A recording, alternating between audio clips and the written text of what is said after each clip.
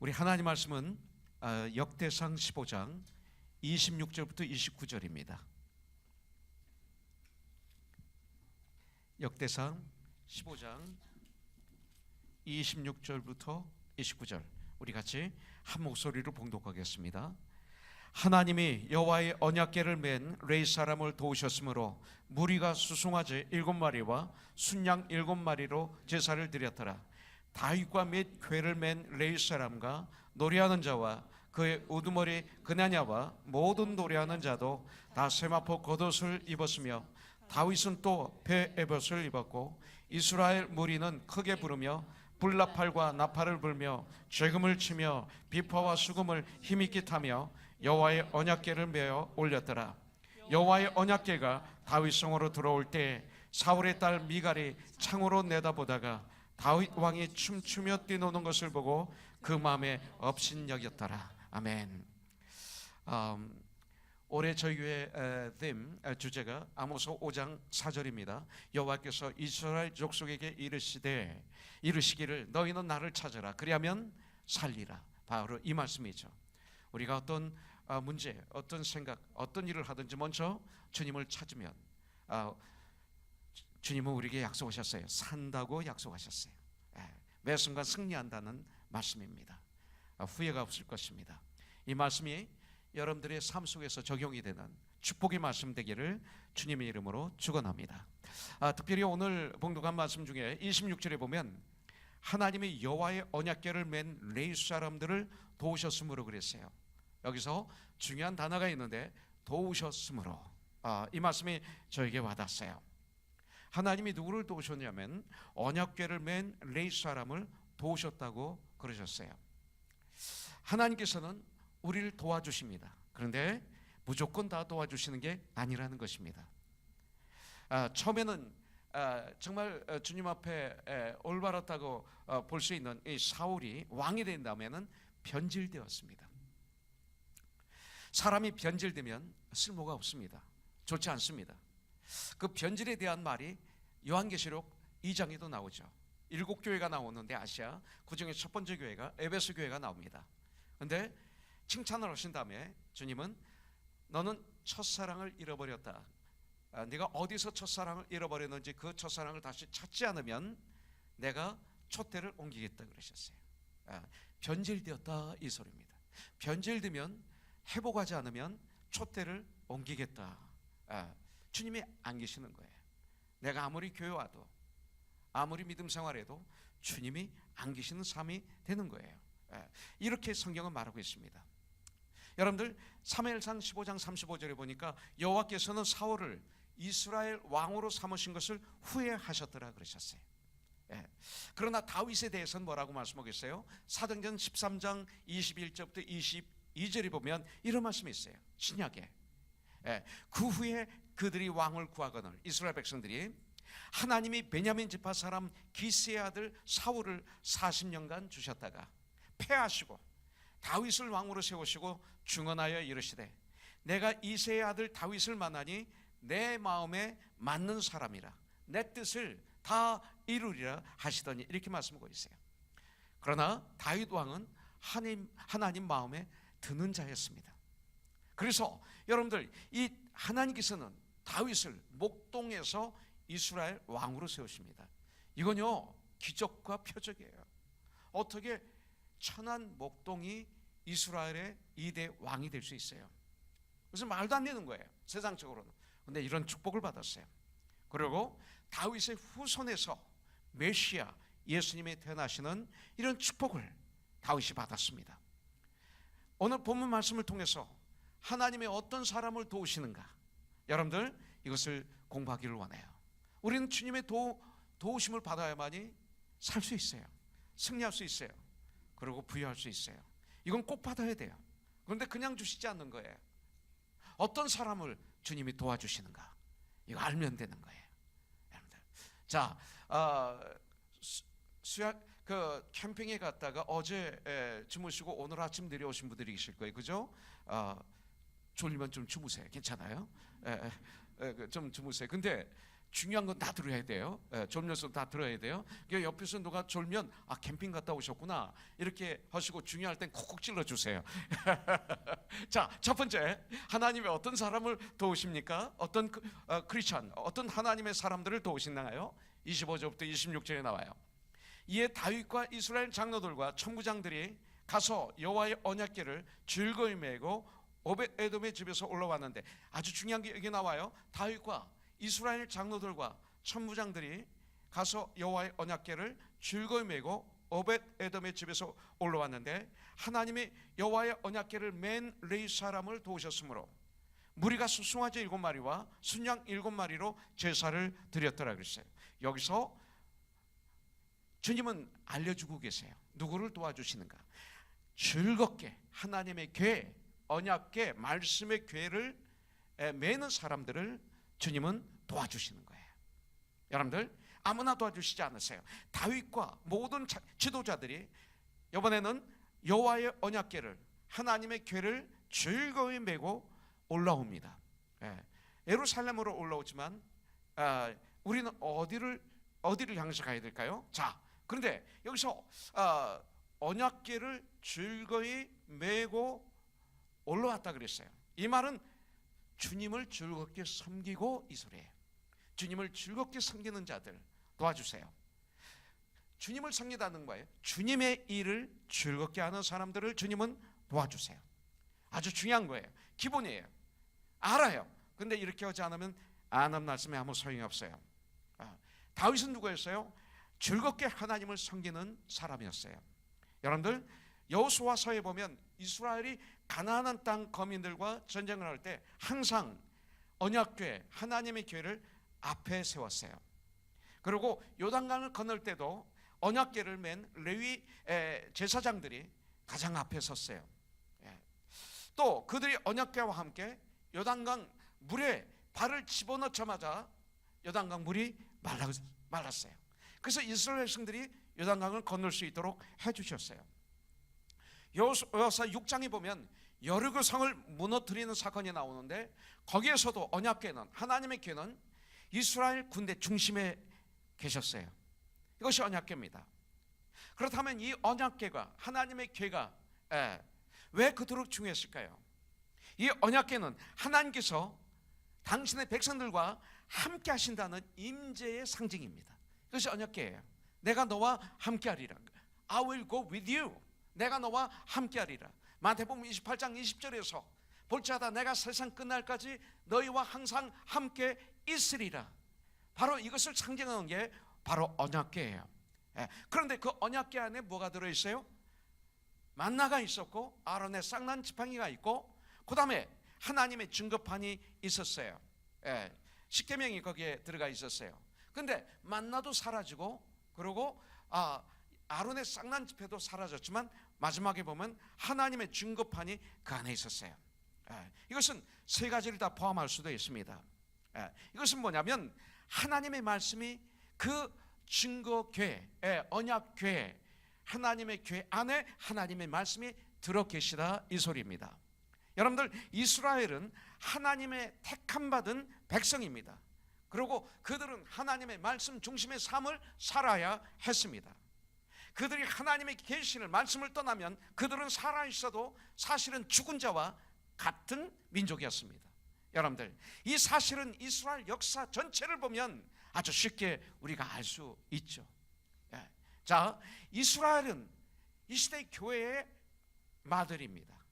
지금 여기서 나오는 이스라엘은 이 시대 교회의 거울입니다. 여러분들, 우리 교회들도 하나님 말씀 중심의 삶을 살아야 된다는 것입니다.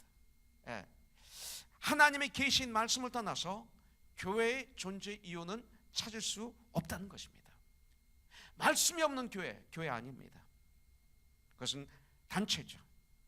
그리고 학교죠. 회사죠. 절대 하나님의 가족은 될 수가 없습니다. 여러분들, 교회 중심에는 뭐가 있어야 돼요? 반드시 언약궤가 교회 중심에 있어야 됩니다. 하나님의 궤가 중심에 있어야 됩니다. 기록된 말씀이 중심에 있어야 됩니다. 여러분들, 바로 그 언약궤가 이 시대 우리에게는 바로 이 성경 말씀입니다. 그래서 요한복음 1장에 보면 말씀이 육신이 되어 이 땅에 오신 분이 예수 그리스도, 말씀은 곧 하나님이시다, 이렇게 성경은 말씀하고 있는 거예요. 그래서 하나님 말씀, 이 성경이 아주 중요한 것입니다. 여러분들, 교회인 우리의 삶에 말씀이 중심이 되지 않으면 우리는 승리하는 삶을 살 수 없습니다. 나는 오늘 이 말씀이 여러분들의 마음을 찔리기를 원합니다. 이건 수백 번 들은 말씀이에요. 그런데 그냥 귀로만 듣고 머리로만 알고 끝나면 이건 아무 소용이 없어요. 여러분들, 이 말씀이 귀로 듣고 머리로 알고 심장에 꽂힐 때 정말 영혼의 그 찌르르함, 영혼의 감격, 영혼의 결단, 영혼의 감격이 있는 것, 이게 성령의 역사예요. 이런 역사가 오늘 우리에게 있기를 주님의 이름으로 축복합니다. 여러분들, 정말 축복이 뭡니까? 하나님 말씀이 가르치는 대로 생각하고 행동하는 것이 이 축복이고 성도의 이것이 사명입니다. 그런데 이 시대 어떻습니까? 교회에서 말씀은 많이 읽어요. 많이 읽는데 여러분들, 이 시대 교회가 말씀을 많이 떠나 있어요. 특별히 고린도전서 1장에 보면 아볼파, 그리스도파, 게바파, 바울파가 있어요. 그러면서 사도 바울은 어떻게 이럴 수가 있느냐 이렇게 말하고 있습니다. 한 하나님 아버지요, 한 성령이며 한 예수님인데 어떻게 이렇게 갈라질 수가 있느냐. 이 시대에 너무나 많은 교파가 있어요. 여러분들, 엄청난 교파가 있어요. 장로교, 침례교, 성결교회, 순복음교회, 구세군, 아주 많아요. 특별히 장로교 안에도 교파가 수백 개가 돼요. 우리나라는 전 세계 장로교는, 미국은 남북 전쟁 때문에 북장로교, 남장로교를 갈라진 것밖에 없어요. 그냥 장로교 하나인데 이상하게 우리나라는 장로교 안에도 수백 개의 교단이 있어요. 왜 자꾸 교단을 만들까요? 그 이유가 뭘까요? 그것이 성경일까요? 그렇지 않는 사람의 욕심일까요? 내 뜻일까요? 하나님의 뜻일까요? 내가 하나님 말씀에 나를 맞춘다면 이것이 과연 무슨 필요가 있을까요? 그래서 교단에서 교단법을 만들어요. 교회에 문제가 있으면 그 교단에서 모여서 자꾸 법을 또 만들어요. 또 만들고 또 만드는 바람에 교단법에 성경이 파묻혀 버리고 말았어요. 어떤 문제가 있으면 이 성경 말씀을 중심에 놓고 우리가 전쟁하면 되지 않을까요? 근데 왜 이렇게 법을 만들어서 법의 노예가 되어서 교회들이 허우적거리고 재판정에 서고 이런 일들이 있어야 될까요? 이게 과연 하나님이 원하시는 걸까요? 굉장히 중요한 걸 얘기하는 거예요. 이게 하나님이 원하시는 걸까요? 성경은 뭐라고 말씀하시는가가 중요하지 어떤 교단법, 헌법, 몇 법이 중요합니까? 그래서 말씀을 사장시키는 거예요. 그래서 문제가 생겼어요. 지금 너무나 많은 법을 자꾸 만들어요. 말씀으로 전쟁하지 않고. 교단에 문제가 생기면 말씀을 중심에 모시고 씨름하고 전쟁하면 되지 않습니까? 그러면 성령님이 역사하지 않을까요? 그런데 그런 전쟁은 하지 않고 자꾸 모여서 법을 만들다 보니까 이제는 법 속에 파묻혀버린 정말 이 세상의 교회가 되고 말았어요. 여러분들, 우리가 사명 또 의무 하면 부담을 느끼죠. 그래서 귀찮아하면서도 의무이기 때문에, 사명이기 때문에 마지못해 억지로 하는 경우가 있어요. 교회의 일을, 주님의 일을. 그렇다면 여기에서 나에게 한번 질문해 봐야 돼요. 말씀 중심으로 생각하고 말씀 중심으로 행동하는 것이 의무이기 때문에 그것이 나에게 부담이 되고 있는가?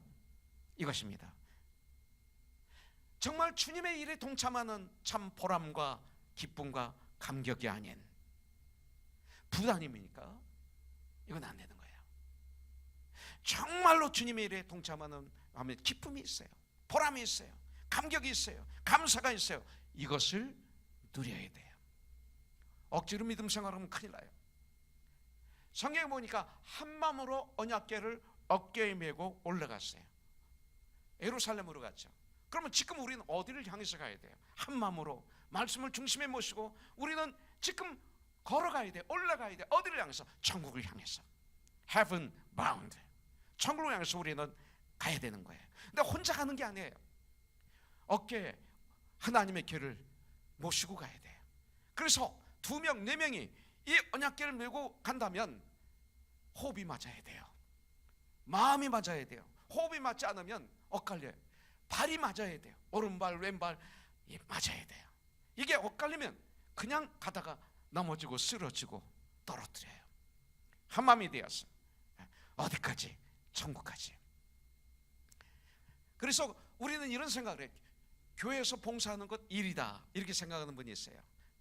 그 다음에 놀러가는 것 쉬는 거다, 이렇게 생각, 무의식 중에 많은 분들이 그걸 생각합니다. 근데 교회에서 일하는 것이, 교회에서 봉사하는 것이 일일까요? 난 이것이 안식이라고 봐요. 그렇게 생각하니까 월요일날 피곤한 거예요. 정말 주일날 우리가 안식하는 거예요. 안식이 뭐예요? 하나님께 예배드려 하나님을 섬기고 성도를 섬기는 게 안식이에요. 안식일날 그들은 하나님께 제사를 드려요. 제사 드리는 게 어떤 면으로 쉬운 거 아니에요. 우리가 지금 예배 드리는 거 거기에 비하면 너무나 쉬워요. 그들은 제사를 드릴 때 양을 잡아서 껍데기를 벗기고 각을 뜨고 버리고 불에 태우고, 그것도 한 마리가 아니라 7마리, 어떤 때는 국가적으로 1000마리, 2000마리. 이게 쉬운 거예요?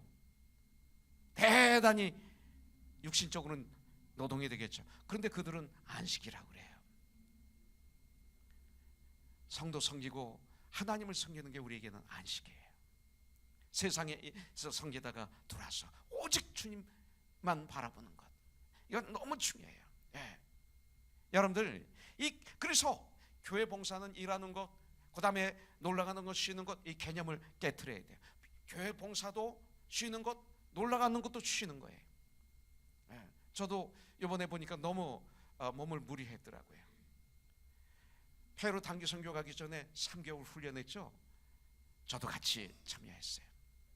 계속 같이 훈련하고 훈련시키고, 저녁에 늦게까지 또 같이 기도해갖고, 그러고 끝난 다음에 단기 선교 가서 2주 동안 우리 50명의 형제자매들과 함께, 그 젊은이부터 어른까지 함께 같이 먹고 같이 자고 같이 일어나고, 특별히 우리 리더들은 그들이 다 자는 시간에 또 모여서 우리 50명의 형제자매들의 영적인 성장을 위해서 머리를 맞대고 기도하고 토의하고 이런 시간을 가졌어요. 학교에서, 그 베이플 학교에서 박정규 사님이 저와 제 아내에게 특별히 우리 교회 게스트하우스를 보고 좋은 게스트하우스를 만들었어요. 근데 세노사에서 산타페에서 간 두 분에게 그 방을 양보하고, 사무실에 있는 그 매트레스 깔려 있는 거기에서 슬핑 백을 깔고 거기서 똑같이 우리 단원들하고 같이 잤어요. 그러다 보니까 몸이 좀 많이 피곤했던 모양이에요. 또 오자마자 VBS를 하는데 이게 얼마나 중요한 일이에요.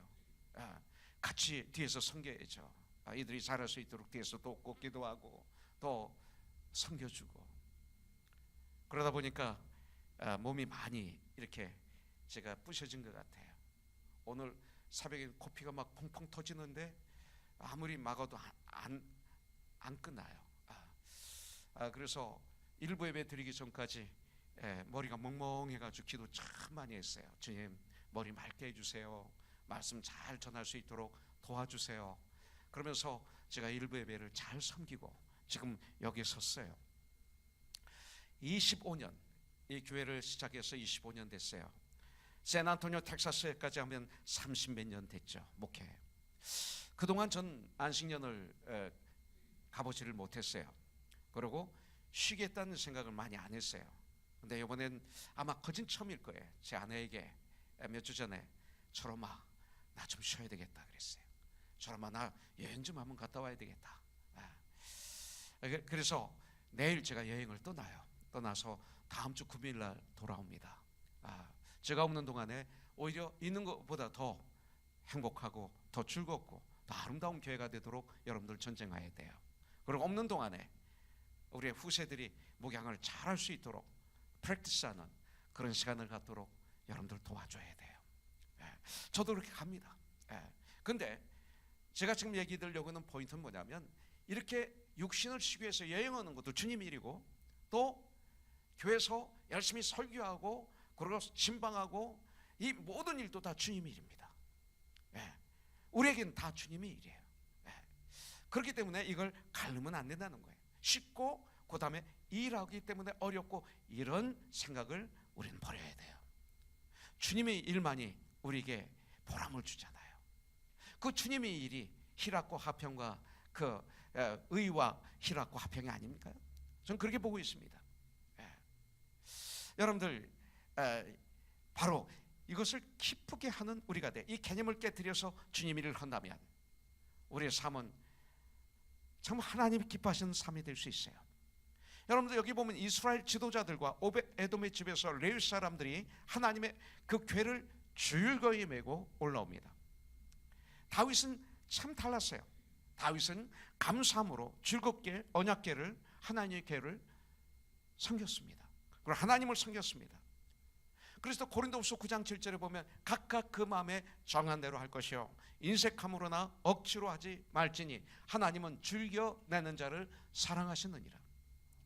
억지로 하지 말라고 그랬어요.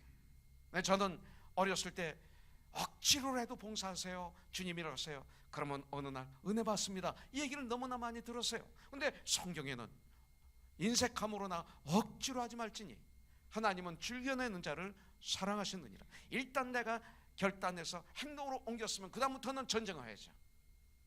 그러나 이것이 우리에게 아주 필요해요. 즐거움으로, 감사함으로. 그들은 하나님의 말씀이 그들이 중심이 되었을 때 즐거움은 저절로 일어나게 된다는 것을 알고 있었어요. 하나님의 말씀이 내 마음의 중심에 계시면 여러분들 이 즐거움은 그냥 폭발하는 거예요. 억지로 되는 거 아니에요. 그래서 이렇게 말씀하고 있는 거예요. 그런 사실을 정확하게 알고 있는 다윗이 그동안 여기저기 옮겨 다니던 하나님의 궤를 드디어 마지막으로 모실 장소로 이동시키는 장면이 오늘 말씀이에요. 여러분들 지금 다윗 성으로 그 언약궤가 들어오고 있습니다. 다윗은 그 사실이 너무나 기뻤습니다. 그뿐만 아니라 이스라엘 백성들도 너무나 기뻤습니다. 여러분들 하나님의 계시, 하나님의 말씀이 중심이 되는 삶에는 여러분들 이런 기쁨과 이런 거룩한 흥분이 있다는 뜻입니다. 이거예요. 하나님의 말씀을 중심에 모시고 사는 삶이 사명과 의무이기도 합니다. 그러나 하나님의 말씀이 우리의 삶에 자연스럽게 배어나오면 배어나올수록 그 안에는 아주 자연스러운 기쁨이 차고 넘치게 되어 있어요. 이런 기쁨, 이런 기쁨. 여러분들 기쁨이 있어야 합니다가 아니라 여러분들 기쁨이 있게 되어 있어요. 이거 아셔야 돼요. 기쁨이 있어야 합니다, 기쁨이 있어야 합니다 아니에요. 여러분들 하나님의 말씀을 중심에 모시면 여러분들 기쁨이 있게 되어 있습니다. 이거예요. 내 중심에 누가 있느냐가 기쁨의 원천이에요. 하나님의 말씀에서 기쁨이 나오는 거예요. 내 마음 중심에 있으면 이건 너무나 중요한 거예요. 말씀의 은혜가 있으면 그 안에 기쁨이 있고 거룩한 흥분이 있어요. 그 기쁨과 흥분 때문에 나의 삶에 능력이 있는 것입니다. 내 삶에. 여러분들 이거예요. 두 번째 보도록 하겠습니다. 27절 28절에 보니까 다윗과 및 궤를 맨 레위 사람과 노래하는 자와 그의 우두머리 그냐냐와 모든 노래하는 자도 다 세마포 겉옷을 입었으며 다윗은 또 배에봇을 입었고 지난번은 안 입었잖아요. 이스라엘 무리는 크게 부르며 뿔나팔과 나팔을 불며 재금을 치며 비파와 수금을 힘있게 타며 여호와의 언약궤를 메어 올렸더라. 모든 악기가 여기 다 동원됩니다.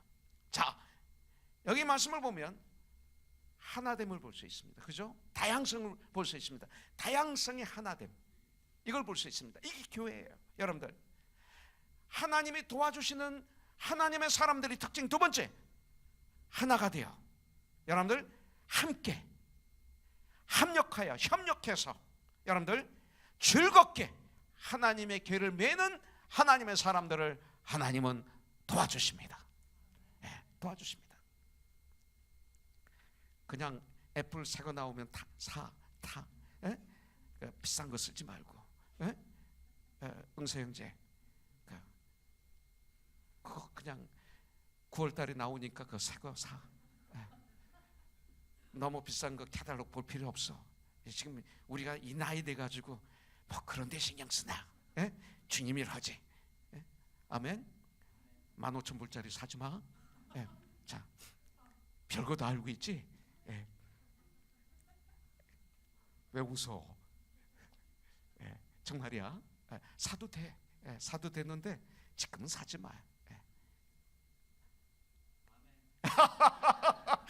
대단히 전쟁하고 지금 얘기하는 거야. 이게 교회예요. 이게 말씀이지. 그냥 허공을 치는 말씀, 좋았다, 참 좋았다, 그렇고 난 다음에 그게 무슨 말씀이에요? 그죠? 우리에게는 스트러글이 있고 말씀 때문에 상처도 받고 막 아파하기도 하고, 그러면서 거기서 회복해서 정말 건강해지는 것, 이것이 저와 여러분들이 받아야 될 주님의 말씀이 아닐까요? 저는 그렇게 생각합니다. 그래서 이 말씀은 여러 사람들이 여러 부분으로 한마음이 되어 함께 힘을 모아 일했다는 얘기입니다. 이 말씀이 함께 협력할 때 하나님이 도우셔서 여러분들 할 일을 다 할 수 있도록 해주신 거예요. 바로 그것이 로마서 12장 4절 5절에 나오잖아요. 우리가 한 몸에 많은 지체를 가졌으나 모든 지체가 같은 기능을 가진 것이 아니니 이와 같이 우리 많은 사람이 그리스도 안에서 한 몸이 되어 서로 지체가 되었느니라. 암송어죠, 규창 형제? 한번 혼자 해볼까? 자, 이 본문에 보면 왕이 앞장을 서고 그 뒤에 뭐예요? 레위인들이 따릅니다. 그리고 제사장들이 법궤를 맵니다. 그 뒤에 노래하는 자들이 함께하고 이스라엘의 장로들과 천부장이 함께하고 이스라엘 온 백성들이 함께 했습니다. 함께 하나됨, 또 협력, 이런 것들이 나와요. 하나님의 일을 내일처럼 같이 함께 서로 협력해서 했습니다. 서로 협력하여 일하는데 거기에 하나님의 도움까지 있으면 역사와 기적과 표적이 일어나는 거예요. 그때 일어나는 거예요. 그래서 그 전에 못했던 일을 이제는 할 수 있었던 것입니다. 지난번에는 실패했어요. 우사가 죽었어요. 못했어요. 그러나 이번에 하는 거예요. 이렇게 할 때 하나님이 도와주셔서 다 같이 협력해서 했기 때문에 가능했어요. 그럴 때 하나님의 도움이 그 자리에 자연스럽게 임하는 거예요. 주님의 일은 주님이 도우셔야만 가능해요. 내 힘으로는 nothing, I'm nothing but in Christ. 주님이 도우셔야만이 가능해요. 내 힘으로는 주님의 일을 할 수 없어요. 내 힘으로는 나의 가정을 올바로 건강하게 세울 수 없어요. 내 힘으로는 내 자식들을 올바로 양육할 수가 없어요. 주님이 도우셔야 돼요. 이것이 하나님의 은혜예요. 여러분들, 오늘 여기 있는 말씀을 보면 27, 28절에 보면 모든 사람들이 다 동원돼요. 이스라엘 백성들이. 자, 이렇게 볼 수가 있죠. 경기하는 운동장에는 선수들이 필요하고 그 선수들이 운동하는 것을 구경하는 구경꾼들이 필요해요. 여러분들, 영화관에 가면 영화를 보는 구경꾼이 필요해요. 여러분들, 음악회에 가면, 콘서트에 가면 출연자가 있지만, 주인공들이 있지만 방청객들이 필요해요. 그러나 교회는 구경꾼이 아무도 없어요. 교회는 다 주인공이에요. 우리가 한 몸에 많은 지체를 가졌으나 이 모든 지체가 같은 직분을 가진 것이 아니니 이와 같이 우리 많은 사람이 그리스도 안에서 한 몸이 되어 서로 지체가 된 것, 이것이 교회예요. 여러분들, 이스라엘 전체가 그 일에 하나같이 협력한 것처럼 교회는 성령이 하나 되게 하신 것을 힘써 지키며 같이 협력할 때 하나님의 도우심으로 기적 같은 일이 그 교회에서 일어나는 거예요. 교회는 기적이 일어나야 돼요. 표적이 일어나야 돼요. 기사가 있어야 돼요. 눈에 보여야 돼요. 이것이 없으면 안 돼요. 에베소서 4장 1절부터 3절 말씀이 바로 그거죠.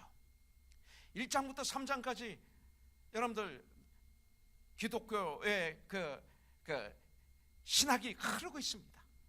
그러면서 4장부터 6장까지는 그렇다면 우리 그리스도인들이 어떤 삶을 살아야 될 것인가 삶이 나옵니다.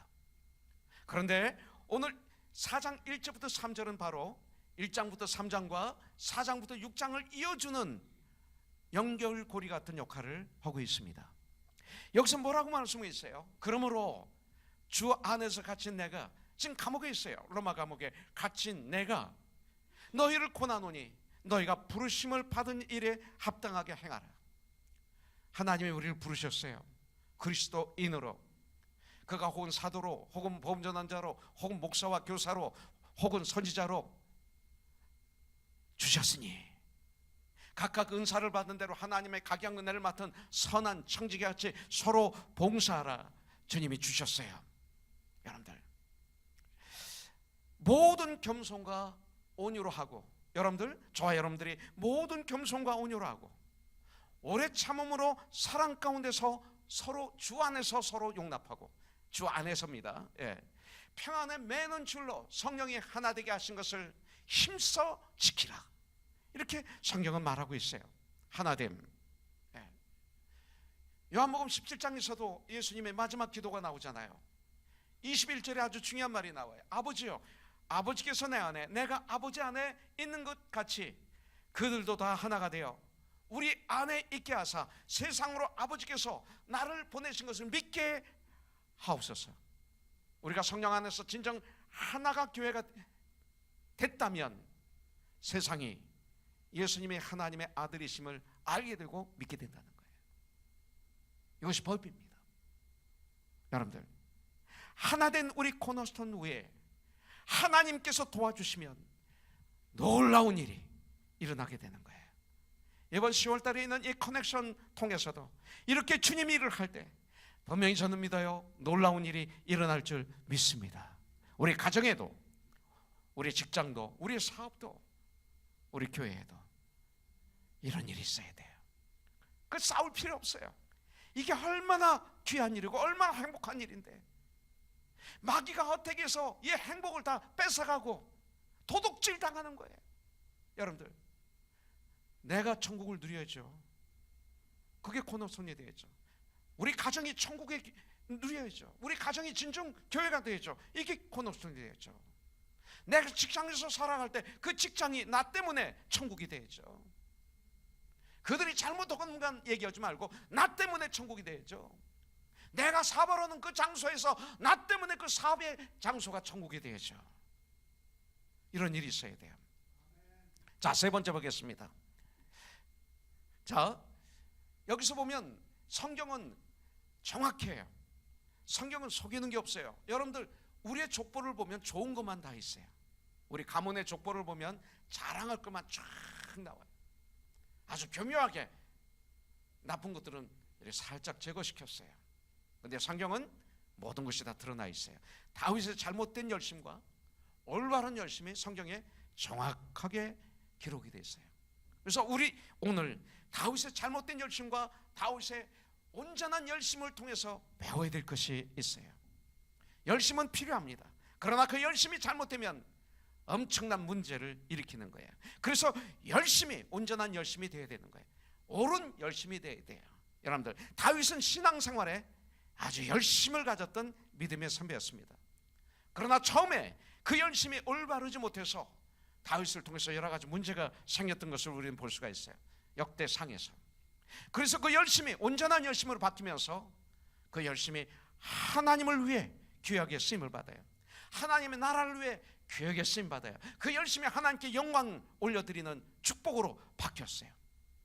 그래서 그 열심을 통해서 주에 하나님 축복이 흘러요. 다윗의 주에. 그리고 자신을 위해 축복이 되는 열심이 되었던 것을 볼 수가 있어요.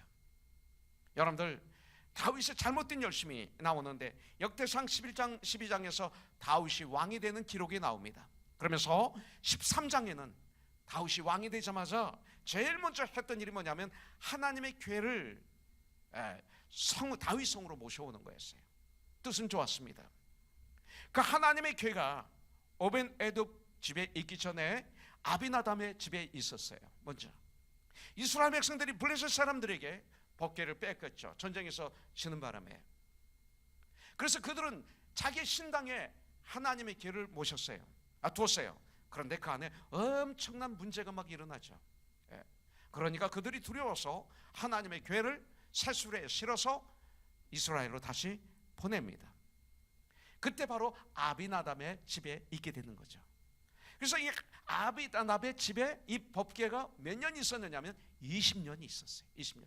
그러니까 20년 동안 사울 왕은 그 하나님의 계율을 방치했다는 거예요. 20년 동안. 20년 동안 법궤를 모신 그 집은 전혀 축복을 받지 못했어요.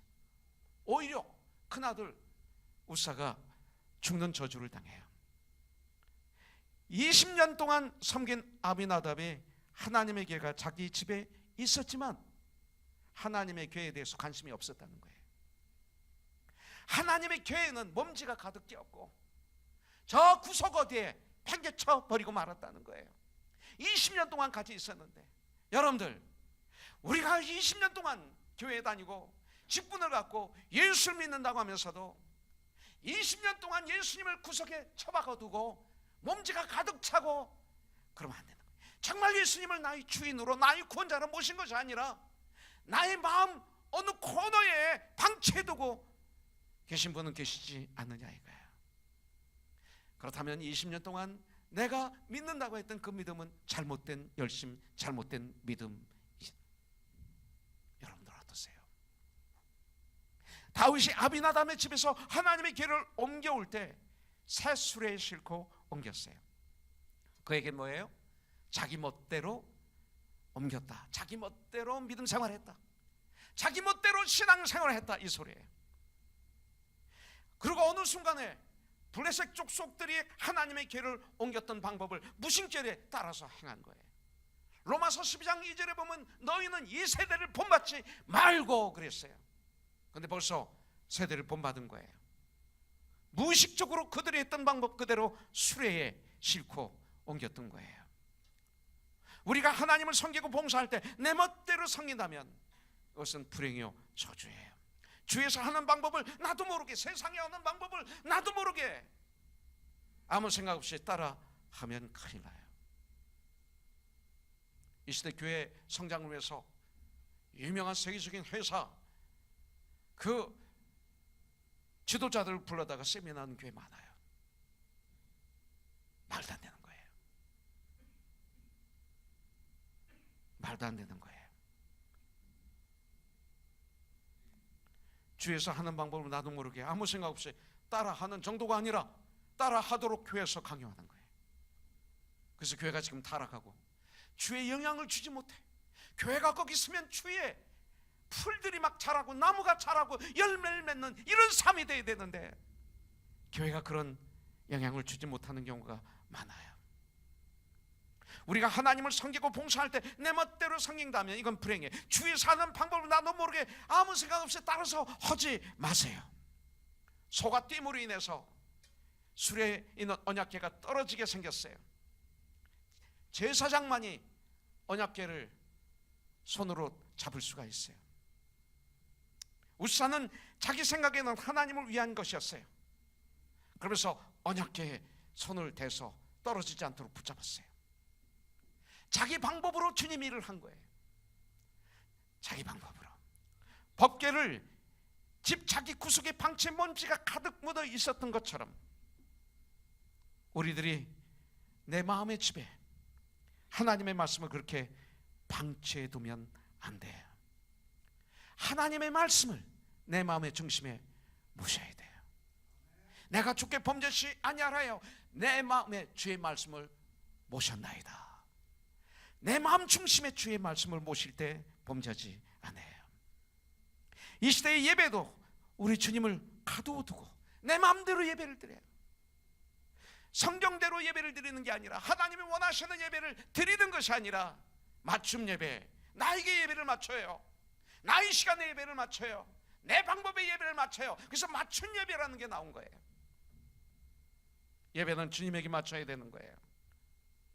그래서 예배를 꼼짝하지 못하도록 만들었어요. 예배를 감옥에 집어넣었어요. 주님의 명령을, 주님의 호소를 예배를 통해서 더 거부하고 있어요. 내 뜻을 이루기 위해서, 교회 양적인 성장을 확장시키기 위해서 예배는 점점 짧아지기 시작하고 말씀도 점점 짧아지기 시작해서 이 시대 1시간짜리 예배가 만연하고 있어요. 영화도 1시간 45분인데 식사도 중요한 사람하고 식사하면 1시간만 내지 2시간 하는데, 좋은 사람하고 만나면 밤새도록 이야기를 하는데, 이번 캠핑 올 때도 불 피워놓고 우리가 얼마나 얘기를 많이 했어요. 아름다운 얘기들을, 주님의 얘기를 했죠. 근데 예배는 1시간이 넘으면 지루한 거예요.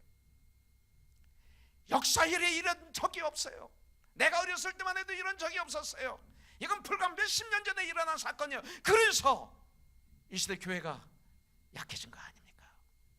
낮과 밤으로 주님의 말씀을 즐거워해요. 그래서 낮과 밤으로 주님의 말씀을 묵상해요. 말은 그렇지 예배가 그렇습니까? 아니라는 거예요. 그렇다고 해서 오래 예배 드려야 좋은 건 아니에요. 주님의 받으시는 예배가 좋은 거죠.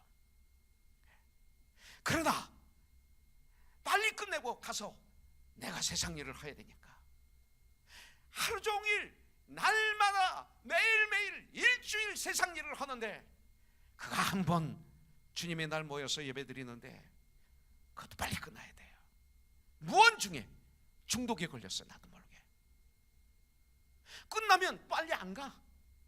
예배 끝났는데 막 재미있게 떠들고 놀아요. 근데 예배는 빨리 끝나야 돼요. 체면술이 걸린 거예요. 지금 마귀의 어택을 받은 거예요. 여러분들 우리 하나님을 섬긴다고 하면서 내 멋대로 하지 말기를 주님의 이름으로 축복합니다. 여러분들 성도의 열심과 열정도 말씀의 지식 위에 기초가 돼야 되는 거예요. 그래서 로마서 10장 2절부터 3절에 보면, 내가 증언하노니, 사도 바울이, 그들이 하나님께 열심히 있으나 올바른 지식, 올바른 말씀을 따른 것이 아니니라. 하나님의 의의를 모르고 자기 의의를 세우려고 힘써 하나님의 의에 복종하지 아니하였느니라. 결국은 우사는 그 자리에서 축사합니다. 이것을 본 다윗은 하나님의 교회 모시는 것을 두려워하죠. 그래서 그 하나님의 교회를 아미나답 집에서 어디로 옮깁니까? 오벳에돔의 집으로 옮깁니다. 근데 이 말씀을 통해서 제가 어젯밤에 깊이 묵상을 했어요. 자, 다윗, 처음에는 다윗이 다윗성으로 그 하나님의 교회를 모시지 않고 오벳에돔의 집에 놨다고 그래서 저는 다윗을 그 순간 위대하고 봤어요. 근데 이런 생각이 드는 거예요. 자기는 두렵다고 하면서, 그리고 모시지 않으면서 오벳에돔의 집에는 모시겠다. 깜짝 놀랐어요. 내가 그런 목회를 할 수 있다는 거예요. 이것은 깊이 묵상하면서 보지 않으면 발견할 수 없는, 우리가 그냥 깨어있지 않으면 질 수 있는 무서운 죄죠. 나는 두려워서 내 집은 안 돼. 그러나 내 집에 좀 보관해. 이용목 장로 내 집에 좀 보관해. 난 안 돼. 난 두려워. 이거였더라고요. 어떤 면으로. 근데 문제는 뭐예요? 오벳에돔이 3개월 동안 이 교회가, 하나님의 교회가 그 집에 있었는데 정성껏 모셨어요. 정성껏 하나님의 교회를 섬겼어요. 그랬더니 20년을 모시고도 복을 받지 못한 아비나답의 집과는 반대로 오벳에돔의 집에는 하나님께서 복을 내려주시는데, 이 소식이 다윗에게까지 들려요. 네.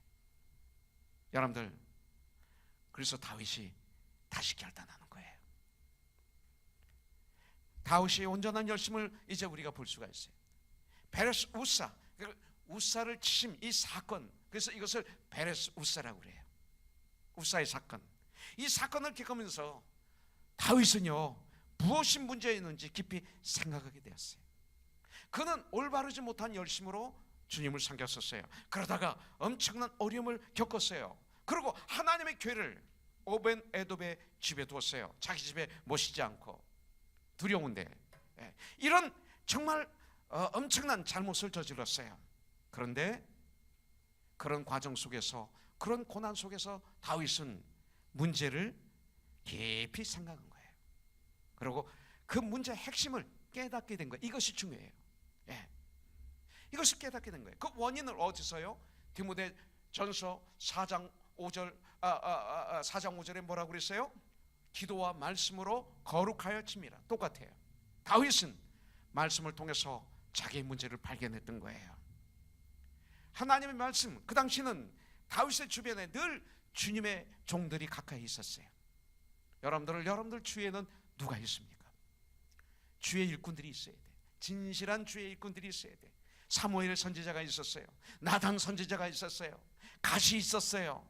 이들을 가까이 하면서 그들의 격려를 듣고 그들의 충고를 듣고 그들의 권고를 듣고 그들의 책망을 그대로 수용한 거죠. 나단 선지자가 당신이 바로 죄인입니다 할 때 무릎 꿇고 시인하는 다윗. 사울은 제사장들을 다 죽여버렸는데 이것이 다윗이었어요. 다윗의 주위에는 하나님의 사람들, 하나님의 말씀에 계시는 하나님의 사람들이 있었어요. 그리고 그들의 권면, 그들의 도전, 그들의 용기복도좀, 그들의 책망을 다 받아들이면서 다윗은 발견하게 된 거예요. 그리고 기도를 통해서 자기의 모습을 발견했어요. 사무엘하 21장 1절에 보니까 다윗의 시대에 해를 거듭하여 3년 기근이 있으므로 다윗이 여호와 앞에 간구하며 여호와께서 이르시되 이는 사울과 피 흘린 그의 집으로 말미암으니 그가 기브온 사람을 죽였음이라 하니라. 다윗 시대에 3년 기근이 왔어요. 흉년이 왔어요. 원인이 무엇일까? 하나님 앞에 나아가 뜨겁게 기도할 때 하나님께서는 그 원인, 바로 사울이 그릇된 열심으로 기브온 사람을 죽였기 때문이라고 가르쳐 주세요. 기도할 때 하나님은 우리에게 원인을 알려주세요. 내가 원하는 걸 얻고 주세요 주세요 하는 기도 말고 정말 하나님 앞에 무릎을 꿇고 주님을 바라보면서 주님을 더 알기를 원할 때, 그러면서 부르짖을 때 주님은 알게 하세요. 욕심으로 드리는 기도 말고 분명히 원인을 가르쳐 주세요. 다윗은 먼저 본 하나님의 계를 옮길 때는 백부장, 천문장들과 상의를 했어요. 레위인이 안 나와요. 아론의 자손이 안 나와요. 제사장이 안 나와요. 있는데 군인 오고 상담했어요. 백부장, 천부장, 지도자들을 불러서 의논했다고 말했어요. 이거였어요. 그 얘기는 뭐냐면 군인들에게 맡겼다는 얘기예요. 그때 하나님의 궤를 옮겼는데 군인들에게 맡겼어요. 세상에 권력 있는 자에게 맡겼어요. 저들이 수레에다가 하나님의 길을 그려서 실었던 거예요. 레위인들이 아니기 때문에. 그때 우사와 아유가 법궤의 수레를 몰았어요. 이들은 레위인이 아니에요.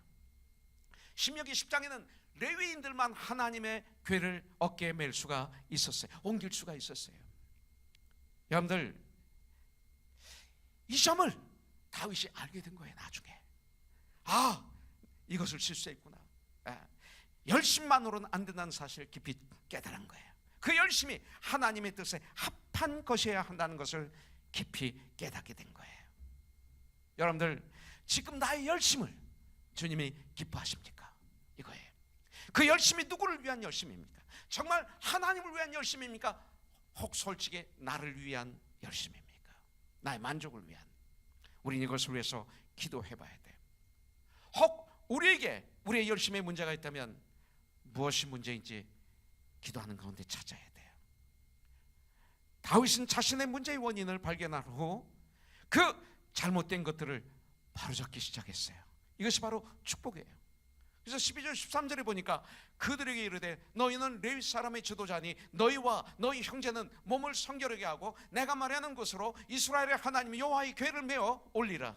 전에는 너희가 메지 아니하였으므로. 아는 거죠?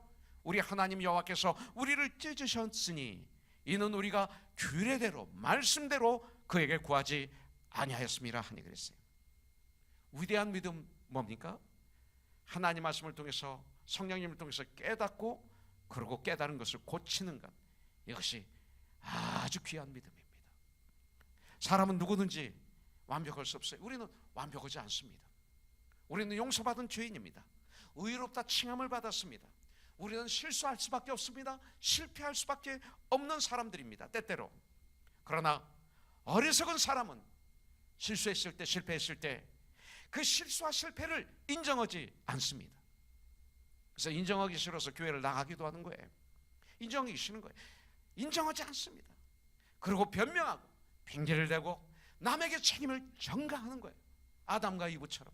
그래서 에덴 동산을 뺏기잖아요. 주님의 평강을 뺏기잖아요. 사울과 다윗이 똑같이 실수하고 똑같이 실패했어요.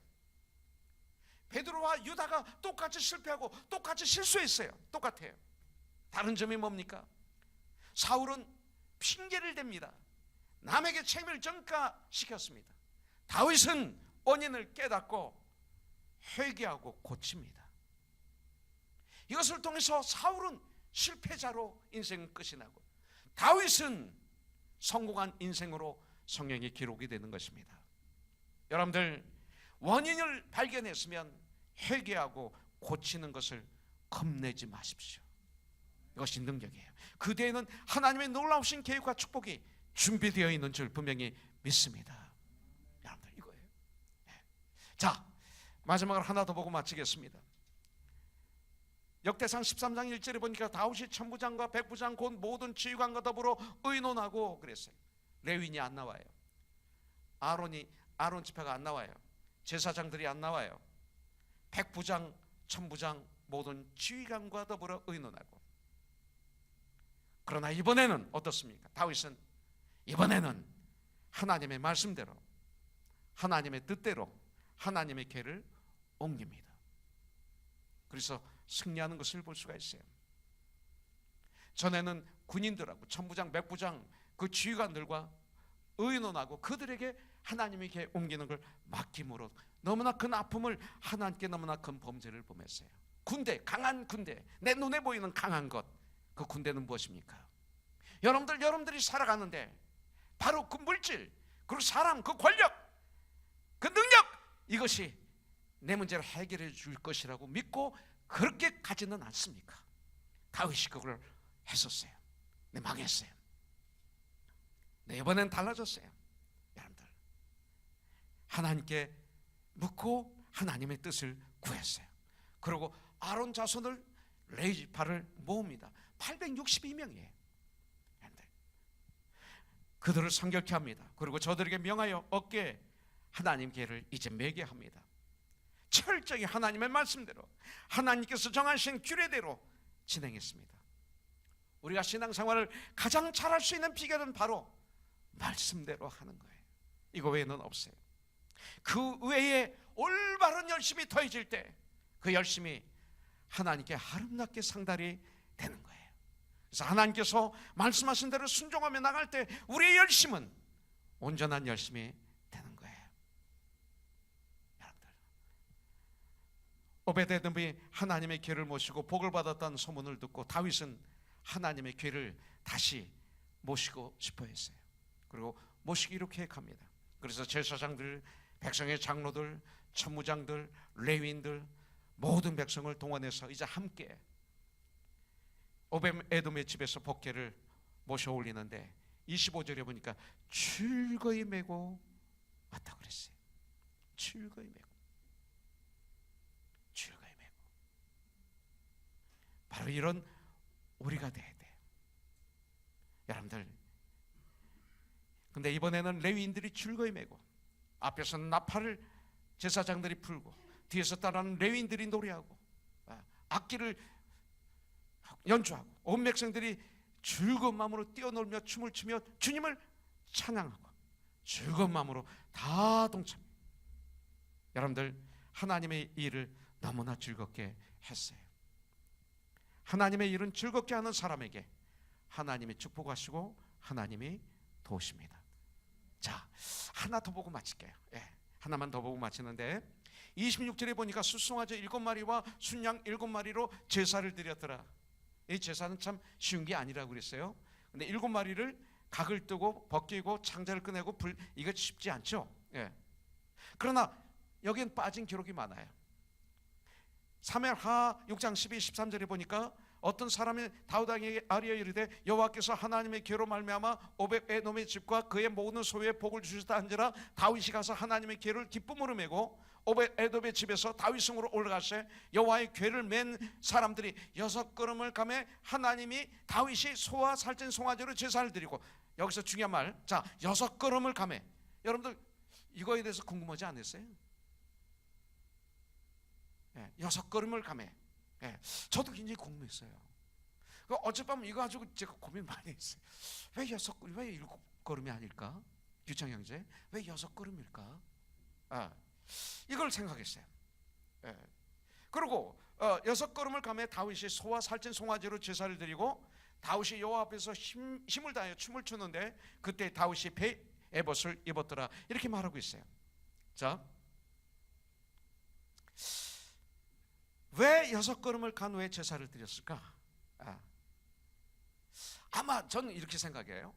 그래서 여러 문서를 좀 이렇게 공부했는데 모르겠어요. 그러면서 제 마음에 떡 드는 게 뭐냐면, 우사가 6걸음 걸어가다가 죽지 않았나 이런 생각이 들어요. 갑자기 우사가 6걸음 걸어가다가 잡아가지고 죽지 않았나. 물론 이건 제 생각이에요. 이건 진리가 아닙니다. 그런데 6걸음 걸어가도 안 죽으니까 본인이 안 죽었어요. 그러니까 문제가 없구나, 하나님이 기뻐하시는구나, 이 방법은 하나님의 방법이구나, 이것은 하나님의 뜻이구나 하면서 그 앞에서 즐거움으로 제사를 드리지 않았을까? 좀 말이 되지 않아요? 미선자매, 형구 집사님 어때요? 좀 말이 되는 것 같잖아요. 좀 그렇게 한번 이것을 해석해 봅니다. 이 제사는 오늘날 예배예요. 마지못해서 끌려와서 예배 드릴 수 있지만 우린 그러면 안 돼요. 즐거운 마음으로 여러분들 예배를 드리세요. 그럴 때 우리 주님은 예배를 받으시고 우리를 도와주시는 줄 믿습니다. 이번에 우리의 커넥션, 이렇게 우리가 헌신하고 시간을 드리고 물질을 들여서 우리 목사님, 선교사님, 사모님을 섬기는 거예요. 놀라운 보람, 부유함이 저와 여러분들에게 있을 거예요. 여러분들, 우리에겐 하나님께 대한 열심이 필요해요. 그러나 그것만으로는 부족해요. 그 열심이 온전한 열심이 되어야 돼요. 하나님의 말씀을 따르는 열심이 되어야 돼요. 그럼 모든 영광을 하나님께 드리는 열심이 돼야 돼요. 미갈에 대해서 좀 얘기하려고 했는데 여기서 마치겠습니다. 자, 우리 4가지를 놓고 한번 기도하기를 원하는데, 첫 번째, 주님, 이 시간부터 제가 즐겁게 언약궤를 매게 해주세요. 하나님의 궤를 즐거움으로 새수레에 싣고 끌어가는 것이 아니라 나의 어깨에 메고 즐겁게 우리 주님을 섬기는 내가 되게 하여 주시고, Heaven bound, 천국을 향해서 우리가 함께 손에 손을 잡고 걸어가게 하여 주세요. 두 번째, 내가 하나님을, 성도를 즐겁게 섬기되 우리 고노성교회가 하나가 되어서 함께 협력해서 하나님의 궤를 매는, 하나님을 섬기는 내가 되게 하여 주시옵소서. 주님, 다윗의 잘못된 열심과 올바른 열심을 통해서 나의 열심을 보게 해주시고 바로잡게 하여 주시옵소서. 네 번째, 그래서 우리는 하나님의 말씀대로, 하나님의 뜻대로 하나님의 궤를 옮긴 다윗처럼 나도 이 땅에서 그런 삶을 사는 하나님의 아들, 딸 되게 하여 주세요. 이 시간 우리 한번 그렇게 기도하기를 원합니다. 우리 같이 기도하죠. 입을 벌려서 기도해도 좋고 속으로 기도해도 좋아요. 이 시간 우리 짧게 그러나 뜨겁게 간절히 우리 주님께 기도하십시오. 4가지를 가지고 기도하십시오. 성령님이 생각나게 해주실 거예요. 나, 우리 가족, 우리 자녀와 교회, 세상의 삶 가운데 나의 직장, 나의 사업체, 주님 도와주세요. 주님 도와주세요. 기도하십시오. 기도하세요. 다윗처럼 기도하세요.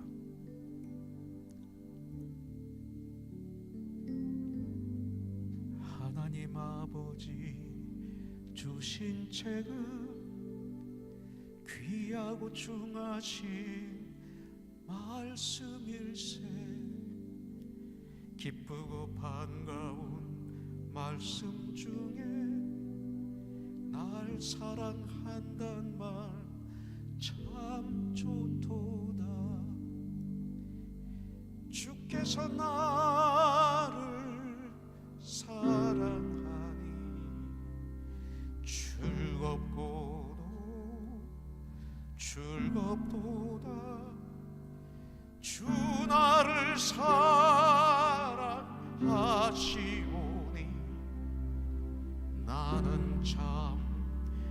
기쁘다. 구속의 은혜를 저버리고 어긋난 딴 길로 가다가도 예수의 사랑만 생각하면 곧 다시 예수께 돌아오리. 주 나를 사랑하시오니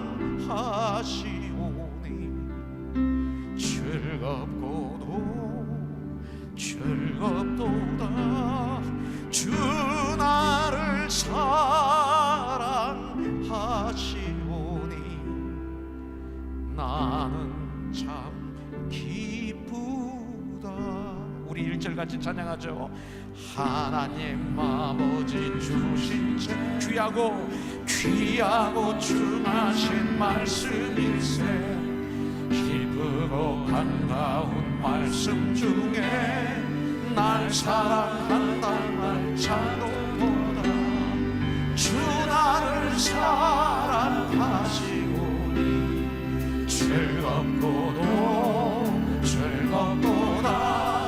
주 나를 사랑하시오니 나는 참 주 나를 사랑하시오니 주 나를 사랑하시오니 즐겁도다. 주 나를 사랑 마지막 한 번만요. 주 나를 사랑하시오니 할렐루야. 주 나를 사랑